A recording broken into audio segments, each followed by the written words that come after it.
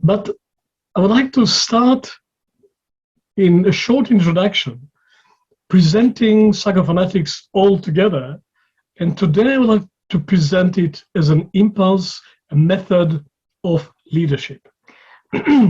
Chcem teda predstaviť psychofonetiku tak celkovo, ale zároveň dnes by som to rád poňal z toho uhla pohľadu, že je to vlastne impuls pre vodcovské schopnosti. And leadership starts inside. A to vodcovstvo, ono to začína zvnútra. It's not a question of how many people you control, it's a question of how many of yourself you control. Že to nie je otázka toho, koľko ľudí človek vedie, ale koľko toho v sebe zvláda. So we call it, the first name that we called our work in Slovakia was psychology sloboda. Takže tak prvé slovo, alebo prvé meno, ktoré sme tejto práci na Slovensku dali, sa volalo psychológia slobody. It's still psychology sloboda. I want to define what I mean by that. A stále to tak berieme, že je to psychológia slobody a chcel by som definovať, čo tým myslím. The freedom to discover and express the inner essence of human beings. Sloboda objaviť a vyjadriť tú vnútornú slobodu ľudskej bytosti. Because there's a lot of hindrances and oppositions for each one of us to truly be yourself in this life. Je veľmi veľa prekážok a takých protivenstiev pre každého z nás, aby sme sa skutočne mohli prejaviť seba samého v tomto živote. And what stops us from being truly ourselves is not a mistake in creation, it is the tests and the threshold we have to cross in order to give birth to the deeper being that we are. A to ale nie je teda chyba, nie je to v skutočnosti zlé, že máme toľko veľa prekážok na tej ceste stať sa sebou samým, pretože tieto prekážky nám zároveň pomáhajú v tom, aby sme to boli schopní, tým, že to prekonávame, aby sme boli schopní byť sebou samým. As we look back, we realize that human beings were never really free, at least not for the last few thousand years. A keď sa pozrieme späť, tak si uvedomíme, že ľudské bytosti vlastne neboli v skutočnosti nikdy slobodné, keď sa pozrieme aspoň posledných 5000 rokov. For many thousands of years, around the globe, humanity was controlled from outside. Mnoho rokov bolo ľudstvo ovládané zvonku. This was normal, to be controlled from outside. A to zároveň bolo normálne, že sme boli ovládaní zvonku. As it is normal for little children to be basically controlled by their parents. And if it's good parents, within that control, this area of exploration and discovery, but basically we are the guardians. Tak ako je pre malé deti dobré, že sú vlastne v starostlivosti rodičov, že sa rodičia o ne starajú a ich tak kontrolujú, tak my sme boli v starostlivosti našich strážcov. Humanity was a child. Ľudstvo bolo dieťa. And the spiritual guidance, the spiritual world was guiding us in a variety of ways. A duchovný svet nás mnohými spôsobmi chráni. But we were kicked out of the kindergarten a long time ago. Ale už sme boli vyhodení z tej škôlky pred mnohými rokmi. It doesn't mean that we are not behaving like children, but it's time to grow up. Neznamená to, že sa nesprávame ako deti, ale už je čas vyrásť. And all these structures which control us from outside as leadership, they're falling apart and they show us that they cannot do it anymore. A všetky tie štruktúry, ktoré nás tak zvonku ovládajú aj v tom zmysle toho vedenia nás, tak sa pomaličky rozpadávajú, že už to nie je možné. Religious structures, political leaders, autocratic figures, traditions, gurus, shamans, it doesn't work anymore. Tie cirkevné ovládanie, politici, guruovia, šamani, tak už to nefunguje na nás. Because it's not supposed to work. Nemalo by to totiž to fungovať. Your parental control of your children may survive until age 15, but by the time your children grow into 16, 17, and 18, and you don't change your relationship with them, it will not be a good relationship. Keď sa vlastne správate, alebo teda kontrolujete svoje deti do tých 15 rokov, to ešte ako tak ide, ale keď nezmeníte svoj prístup rodičovský, tak od tých 16-17 vám to deti dajú vedieť. The leading part of humanity, the leading cultures, technologies, communities, economies, we are all in adolescence now. Some are in childhood, but most of us are in the struggle of adolescence. The leadership come from outside or from inside. Že vlastne v tom vedúcom hnutí ľudstva, čo sa týka aj technológií a podobne, tak sme ako ľudstvo vo fáze adolescencie. Niektorí samozrejme ešte v detstve, ale väčšina ľudstva je v adolescencii. And when people try to still be children and they need authorities from outside, well, we create strange phenomena like Mark Zuckerberg and Elon Musk controlling us, or people like Trump and Putin controlling us, or in the business world controlling us, and it doesn't work for us, and we have to rebel against it.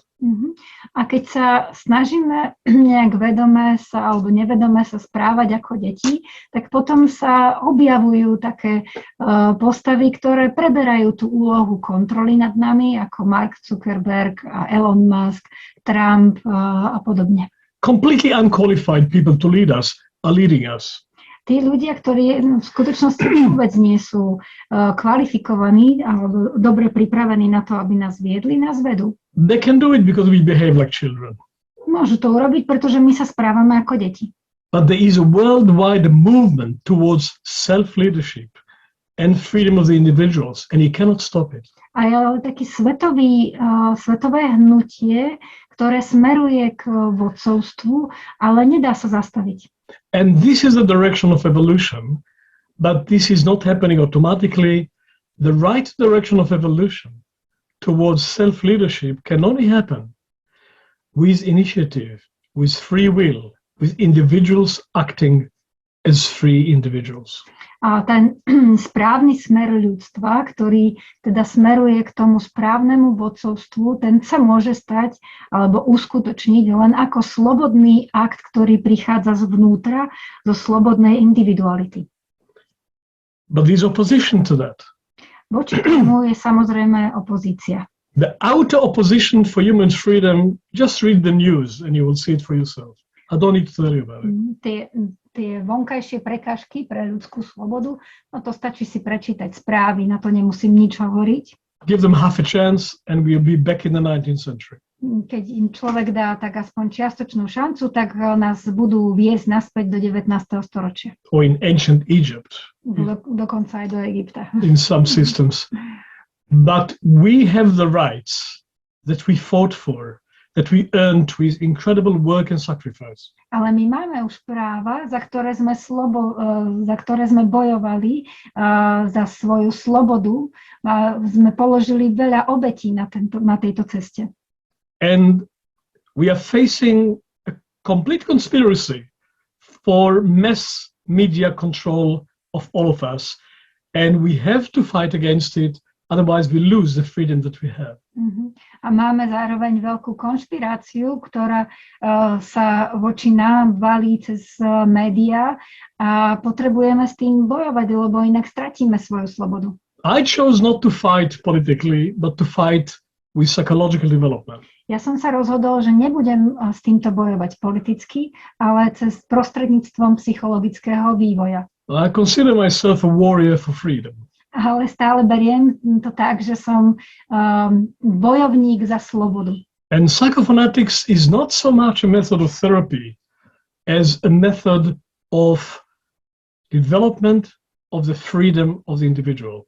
A psychofonetika nie je tak nejaká až tak veľmi tá metóda na psychoterapiu, ale skôr je to metóda, ktorá sa snaží ukázať ľudstvu tú cestu k slobode.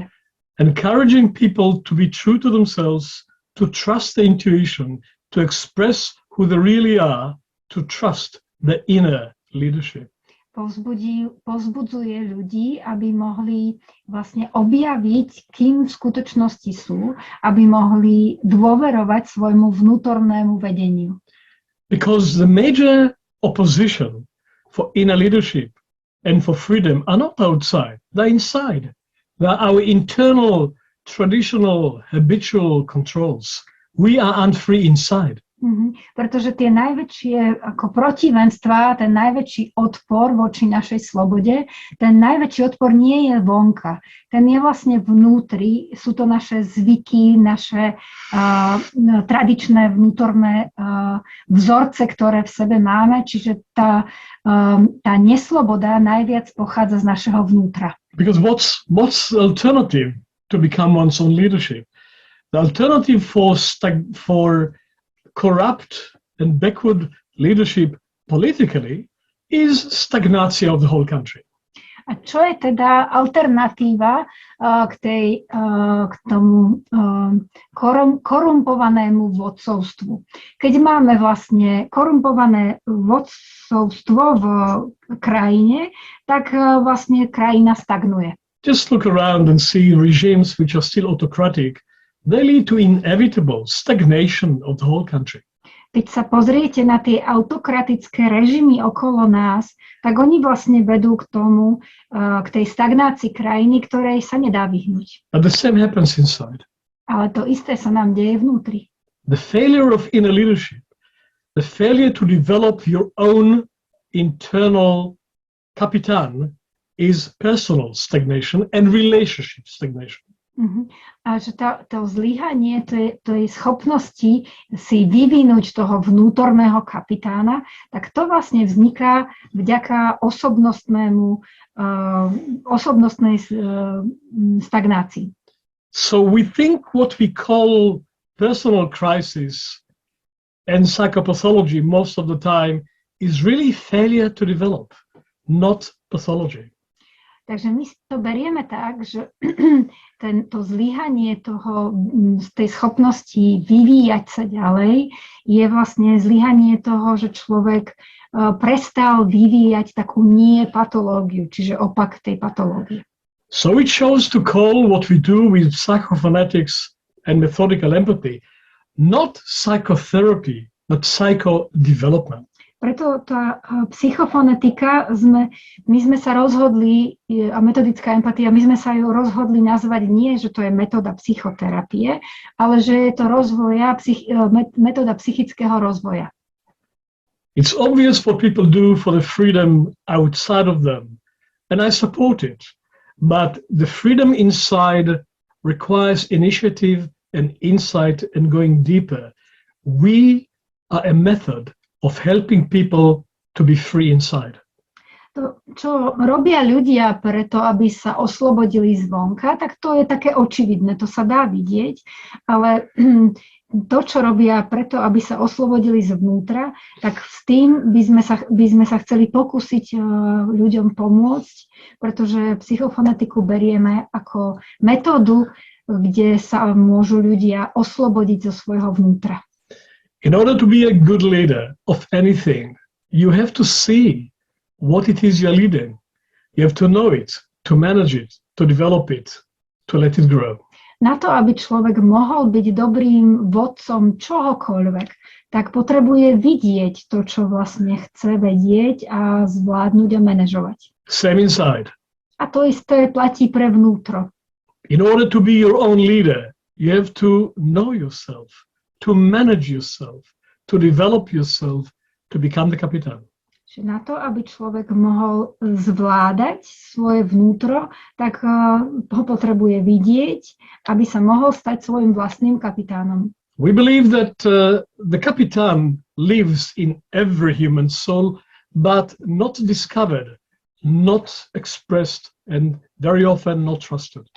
A my veríme tomu, že vnútorný kapitán žije v každej ľudskej bytosti a len nie je vyjadrený a človek mu neverí. The psychophonetics is a method of self-knowledge, self-management, self-development. Psychofonetika je metóda seba poznania, seba zvládania, seba objavovania. But above all, a method of self-leadership. Ale najviac je vlastne metóda vodcovských schopností seba vedenia. We are the consultant for your own self-development. And if we are doing our job well, after a while, you don't need us anymore. You become your own leader. A my sme teda konzultanti pre schopnosť seba vodcovských schopností a ak to budeme robiť dobre, tak nás čoskoro nebudete potrebovať. We are helping people to discover the internal leader and to trust it and to express it and to be guided by it, so our job become unnecessary because people become their own teachers and their own leaders and even their own healers. Mm-hmm. Prečo? Pretože vlastne ak sa nám podarí pomôcť vám objaviť tie svoje vnútorné vodcovské schopnosti, tak čoskoro nás nebudete potrebovať, pretože budete mať svojho vnútorného učiteľa, vodcu a liečiteľa. The body, our physical body is fully developed. Naše fyzické telo je plne vyvinuté. We're not developing more organs in the body for a long time. Už žiadne orgány si nevyvíjame v tele. It's not like we are going to have 2 heads or 10 fingers. We are quite created physically. Že už sa nám nepodarí vyrásť si novú hlavu alebo ďalších 10 prstov, že už sme dostatočne vyvinutí fyzicky. If we just keep what we have for a bit longer and have fruitful life for a bit longer, that's what we can hope to do with the physical body. To preserve what we have, to maintain what we have, but the physical body is created. Čiže to, o čo sa usilujeme ohľadom fyzického tela, je to udržať čo najdlhšie, ale teda fyzické telo je vytvorené. But our soul, our psyche, our emotional cognitive life, that is very primitive in comparison with the body.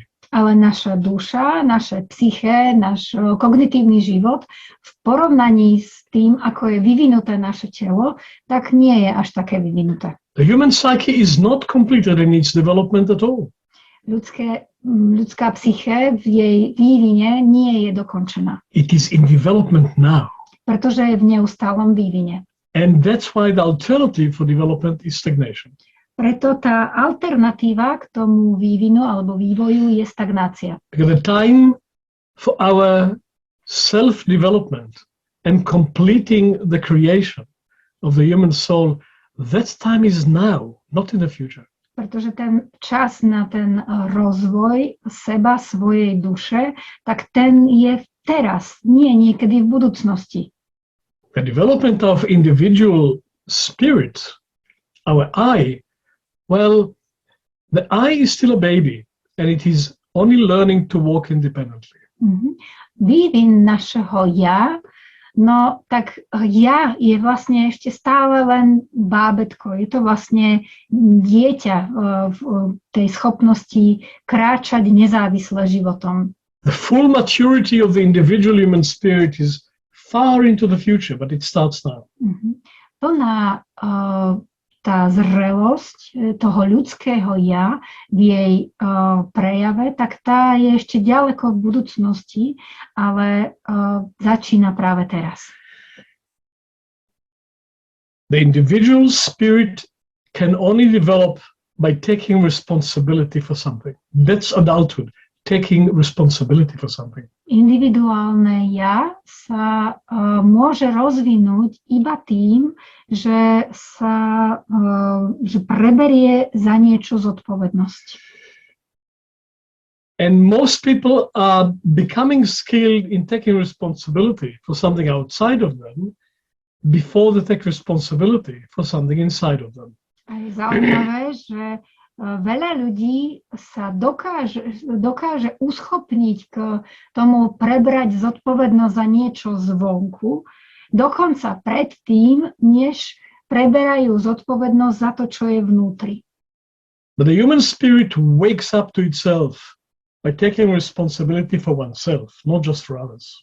Ale naproti tomu ľudský duch, teda naše ja, sa prebúdza pre seba samého iba tým, že preberá zodpovednosť za to, čo je vo vnútri v ňom. The spirit of Europe has two sides. One is the development of materialism, technology, science, and egotism. But on the other side, the development of individual spirituality. That's a real spirit of Europe. Duch Európy má také dve strany.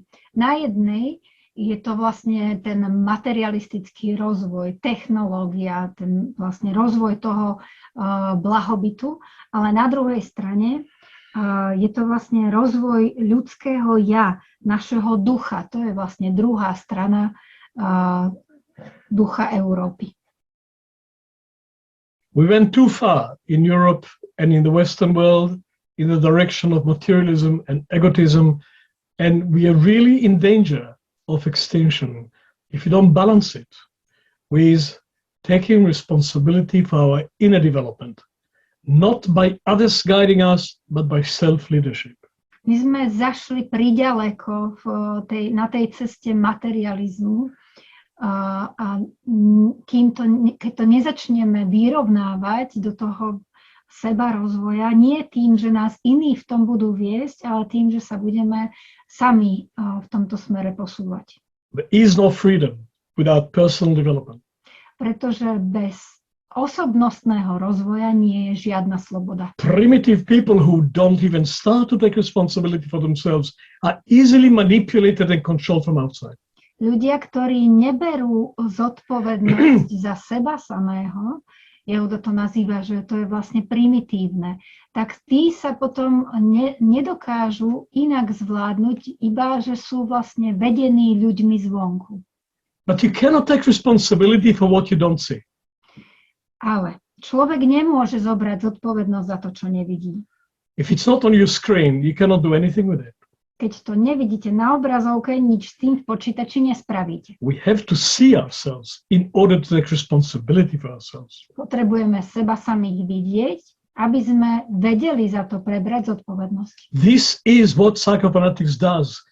Enable people to look at themselves, to manage themselves, and to develop themselves.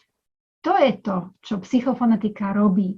Pomáha ľuďom, aby dokázali vidieť seba samého, na tej ceste zvládnuť seba samého a viesť sa ďalej. Psychophonetics is a microscope to see inside oneself. Psychofonetika je mikroskop a umožňuje nám vidieť dovnútra. Psychophonetics is a telescope to see the high dimension of human being. Zároveň je to teleskop, aby sme mohli vidieť tie vyššie dimenzie ľudskej bytosti. Psychophonetics is MRI, magnetic resonance imagery. Je to zároveň magnetická rezonancia.